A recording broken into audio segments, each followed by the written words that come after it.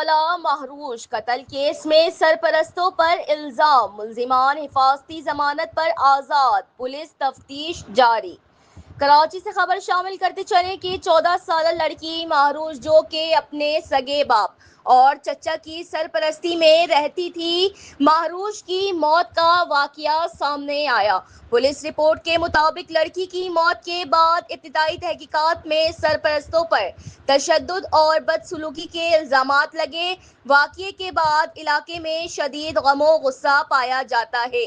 जराये के मुताबिक मुल्जिमान ने गिरफ्तारी से कब्ल हिफाजती जमानत करवा ली, जिसके बाद वो फिलहाल आज़ाद हैं।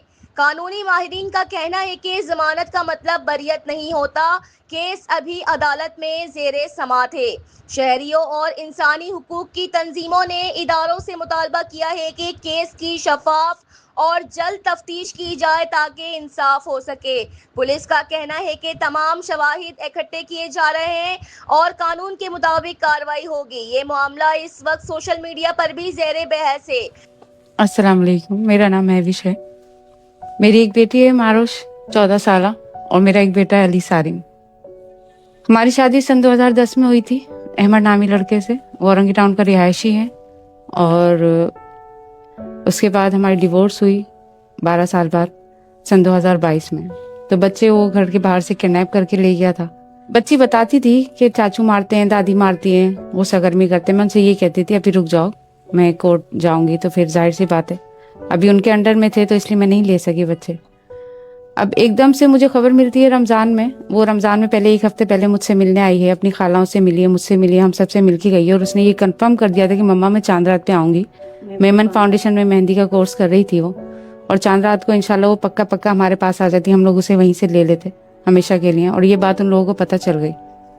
इस पे उन्होंने 14 रमज़ान को 4 मार्च को 4 बजे हमने न्यूज़ में देखा कि न्यूज़ चली है, एक फंदा लगी लाई गई है अब्बासी हॉस्पिटल में जिसका नाम मारुश है, जिसकी बिना पर मैं मेरे सारे बहन भाई हम लोग अब्बासी गए। हमने कहा शायद ये हमारी बच्ची हो सकती है, नाम तो वही है।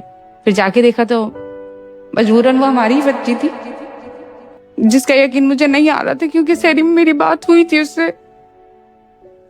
और वो बिल्कुल सही थी, खुश थी कि मैं अब हमेशा के लिए मम्मा के पास जाने वाली हूँ। रोजे से थी माशाल्लाह से। फिर उसके गले पे हमने निशानात देखे, उसके हाथ पे जबरदस्ती के निशानात थे, दोनों हाथ लाल हो रहे थे, उसका गला घोटा गया था।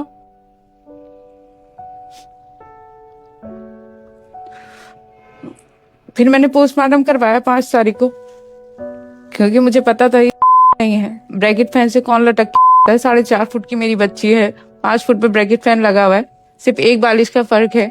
उन लोगों ने एक दुपट्टा दिखा दिया और कह दिया कि ये दुपट्टे से लटक है, जबकि हमारे पास पोस्टमार्टम रिपोर्ट है, फर्स्ट डे की इनिशियल रिपोर्ट, उसमें साफ लिखा हुआ है कि 0.5 सेंटीमीटर का निशान है। दुपट्टे को आप जितना भी बारीक कर लो इतना पतला निशान नहीं आता, ये सिर्फ उंगली का ही निशान होता है जो उसकी पूरी गले पे था।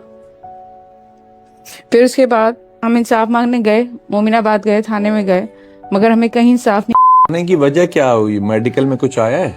मेडिकल में यही आया था कि जब हमने रिपोर्ट देखी तो उसमें पता चल गया था कि सेहत जिनसी हुई है,